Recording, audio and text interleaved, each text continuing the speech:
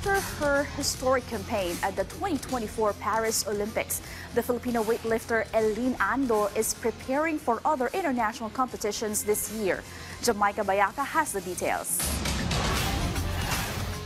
1 month before the 2025 Palarong Pambansa, Filipino youth athletes are now preparing to show their hard work in the multi-sports event that will be held in Laoag City. Sports fans will be able to witness various types of sports, including the return of weightlifting in the competition. According to the two-time Olympian weightlifter Eileen Ando, this is the chance of the youth to showcase their abilities in front of the audiences.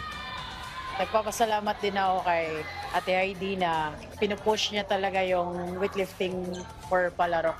Tsaka parang maganda tingnan na yung mga batang weightlifting na nangangarap na maglaro ng palaro, finally nasali na din yung weightlifting sa palaro. At maraming bata na lalong nag-inspired na mag-training para makapaglaro ng palaro po. It will be remembered that the 26-year-old athlete finished 6th place in the women's 59-kilogram event of the 2024 Paris Olympics. Today, Eileen is now focusing on her upcoming competitions, including the Asian Championships next month, World Lifting Championships in October, and the 33rd Southeast Asian Games that will be held in Thailand on December.